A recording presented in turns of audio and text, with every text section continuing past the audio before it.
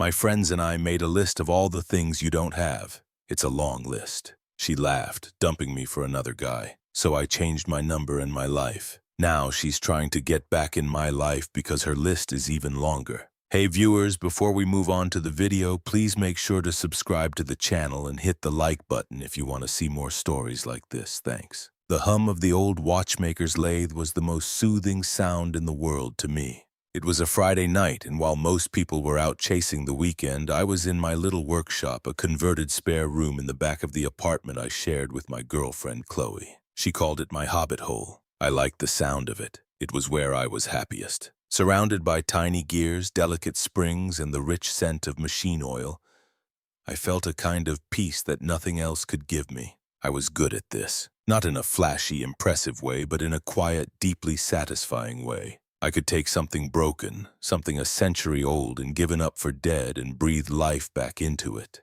I was hunched over an early 20th century trench watch, a delicate piece of history, when my phone vibrated on the workbench. It was Chloe. I smiled, reaching for it, but the sound of her voice on the other end was too loud, too high-pitched. She was out with her friends again. I could hear the tinny backdrop of a bar and a chorus of laughter that wasn't quite friendly. "Hey, what's up?" I asked, my voice still quiet. "Oh, you know, girls' night," she slurred. "Just talking about life, our futures, grown-up things."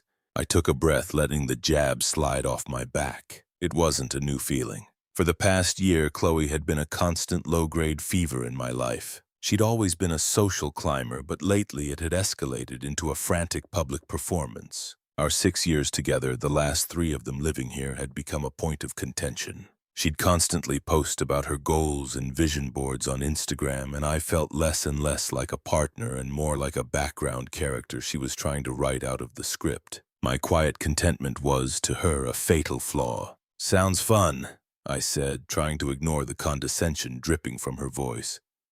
"Just doing some work here." "Yeah, about that," she said, and her tone changed. It wasn't playful anymore. It was cold, vicious. "We were just talking about how you're, so content. It's actually kind of cute in a sad way." I didn't respond. I knew where this was going, and the dread was a familiar, heavy stone in my stomach. She took my silence as a green light. "My friends and I just realized something. We made a list of all the things you don't have. It's a long list, Alex. A really long list. A real man should have a real life by now, not this. You're not a prize. You're a project I don't have time for." The words hit me hard. It wasn't just a dig. It was a complete and utter dismissal of who I was, of the life I had chosen, of the years we had shared. The worst part was her smug laughter after she said it. The sound of her friends giggling in the background was a chorus of contempt. It was all a joke to them. My life was a joke to them. My entire existence was a punchline. I felt the blood drain from my face, but a different kind of heat began to rise in its place. A cold, hard certainty. The hum of the lathe, which was once so soothing, now felt like a buzz in my ears, a white noise over the ringing of her laugh. I didn't know what to say. There was nothing to say. I just listened to her breathe on the other end of the line, waiting for me to react, to get upset, to ask what was wrong. I gave her none of it. I simply hung up the phone and placed it back on the workbench. The silence of the room was a welcome relief. My hands, which had been so steady just moments before, were now shaking. I picked up the tiny timepiece again and went back to work. But I wasn't just fixing a watch anymore. I was beginning to put myself back together, one silent, deliberate moment at a time. The next morning, the apartment was a tomb of tension. The air felt thick, heavy with the things left unsaid on the phone the night before. I was in the kitchen silently making coffee. I didn't know what I was going to say, but I knew what I wasn't going to do. I wasn't going to beg. I wasn't going to plead. There was no point in asking for an explanation she had already given, no matter how cruel. Finally, she sighed dramatically and put her phone down. "We need to talk." "Okay," I said, my voice flat, giving her nothing to work with. "Look, this isn't working for me anymore," she began, her tone rehearsed, like she had practiced this conversation in front of a mirror. "I need more. You're just so content. You don't want to climb. You don't want to grow. You're just comfortable." I stared at her, a strange distance settling over me. The woman I once knew, the one I had shared 6 years of my life with, was gone. In her place was a stranger giving me a performance review. She continued, gathering steam and confidence as she went on. I've met someone who gets it, who understands my vision. His name is Julian. He's a tech founder. He has an office with a skyline view and travels for business every month. He gets it. He's everything you're not.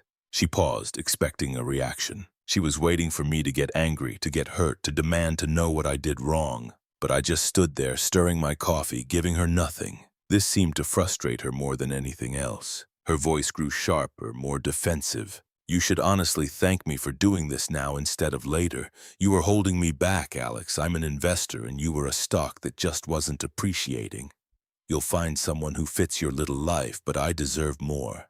The words were like stones, one after another, building a wall between us. My quiet life, my passion, my love for her. All of it was being devalued and tossed aside like a cheap trinket. A strange calm washed over me, a feeling of clarity I hadn't had in months. The truth was, she wasn't just leaving me. She was publicly, condescendingly, and smugly proving her point. She had to be right. She had to be better. When she finished, she stood there looking at me, her arms crossed. I looked at her, truly looked at her for the first time in a while. I saw the empty ambition in her eyes, the desperation masked as superiority. My love for her was completely gone. I didn't feel sad or angry. I felt nothing. I simply put my coffee mug down. Okay, I said again, my voice as calm and steady as a lake.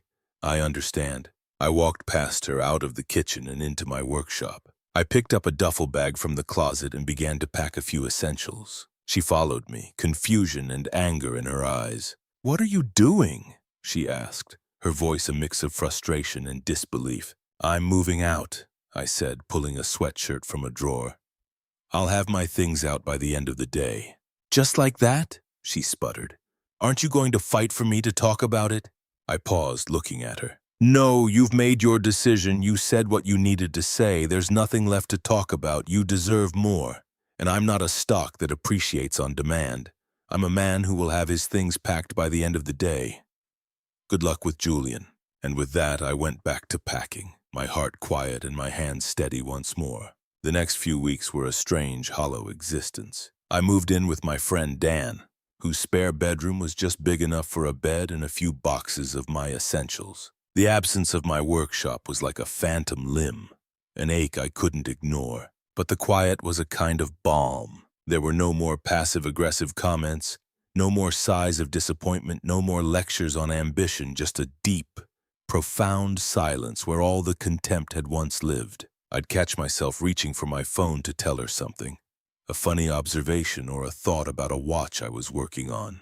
And then I would remember. The memory of her voice, her cruel, laughing voice, came back sharp and clear every single time. It wasn't sadness that filled the void. It was an emptiness that was almost peaceful. I didn't want to be angry. I just wanted to disappear. The first step was to change my number. The second was to go dark on social media. I didn't announce my departure. I didn't post a vague, dramatic quote. I simply deactivated everything and became a ghost. It wasn't an act of revenge, but an act of self-preservation. I needed to build a life that was mine alone. A life that couldn't be judged and found wanting by a jury of strangers on the internet. I didn't try to get updates, but news of Chloe's new life filtered through the mutual friends we shared. An inevitable gossip train on its way to me. The story started off as glowing reports. Julian was a visionary, an absolute catch. He took her to expensive restaurants and brought her on extravagant trips. Her Instagram was flooded with pictures of designer bags and lavish dinners. She was living her best life, and every post was a silent jab at the list of things I didn't have.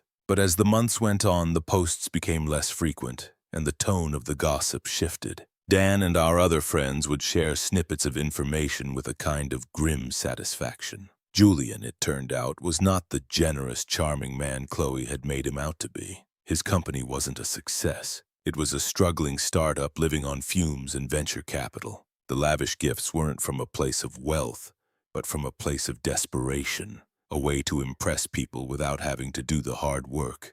He was a master manipulator, emotionally controlling and demanding. He would demand that Chloe do things for him, and when she refused, he would call her unsupportive and toxic. He was turning her into an unpaid assistant and a trophy to be paraded around. The last few months before the final dramatic crash were particularly telling. Julian, it turned out, was more of a user than a partner. He got what he wanted from Chloe, the social connections, the emotional support, and a place to stay.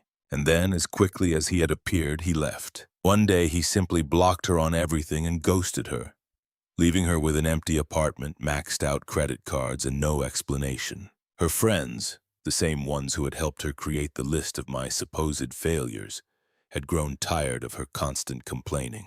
They had their own lives to live and were not willing to spend their time listening to her drone on about her mistakes. She had used them to get where she wanted to go, and now that she had hit rock bottom, they were nowhere to be found. The woman who had everything, the car, the job, the flashy life, had nothing. She was broke, isolated, and worst of all, irrelevant. The life she had built on a foundation of my betrayal was crumbling before my eyes, and I wasn't even there to see it. I was somewhere else, building a new one on a solid foundation of my own. Months went by, and the silence from Chloe was finally broken. The first attempts were weak, coming from our mutual friend Sarah. I saw a text come through on my new number. "Hey, it's Sarah. I know you're probably mad, but Chloe's not doing well. She really needs to talk to you." I read it, stared at the words for a moment, and deleted it without a second thought. Sarah tried again a week later. "Please just be the bigger person. She made a mistake and she regrets it." I left her on read, not because I was mad, but because the words didn't even register. They were a problem from another life. The text stopped, but a few days later my phone rang with an unknown number. I almost didn't answer, but something told me I should. I lifted the phone to my ear. "Alex, it's Chloe." Her voice was a cracked, desperate sound, a far cry from the smug, laughing tone I remembered. She sounded like a drowning person grabbing for a life preserver. "I need to talk to you," she said, her voice trembling. "I was an idiot. Julian was a mistake. Everything was a mistake. I miss our life. I miss the calm. I miss you." I listened, my face devoid of emotion. I didn't feel a flicker of pity or anger. I just felt nothing. "I have to go," I said, and hung up. The next day she called again and I ignored it. Then she called again and again until I finally blocked the number, but she wouldn't give up. The next week, another unknown number. The calls came from different numbers with the same message. "Please, Alex, just talk to me. I'm sorry, I've changed." She was reaching for me, but the hand she was reaching with was the same one that had pushed me away. A few days later, on a cold, gray Saturday afternoon, I was at a local coffee shop.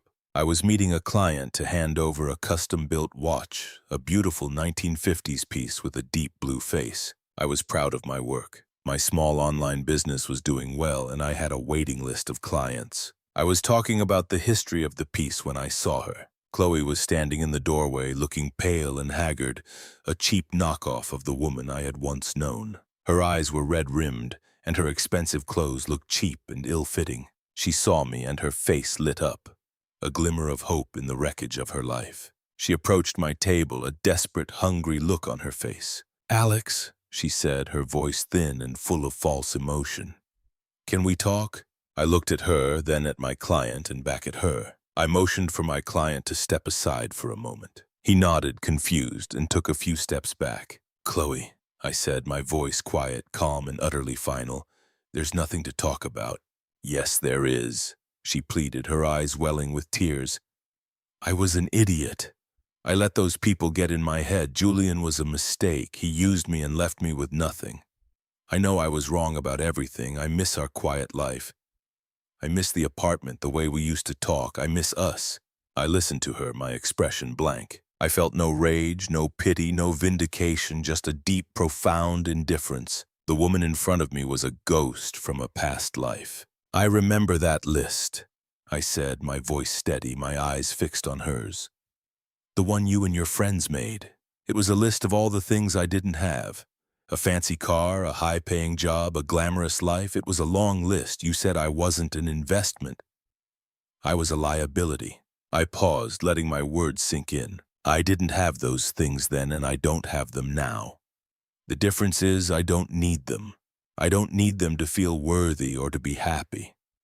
It looks like the list of things you don't have is a lot longer than mine ever was. You don't have a partner, a stable life, or a real purpose.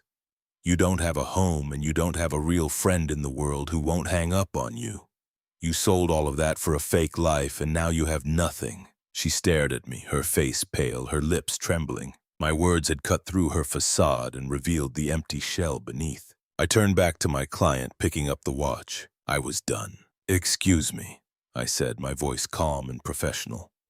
"I have to get back to my client. I've moved on. I suggest you do the same." I didn't wait for her to respond. I just walked away, leaving her standing there alone with nothing but the long list of all the things she had lost. Thanks for watching. Make sure to subscribe to the channel and hit the like button. What do you think about this story? Share it in the comments.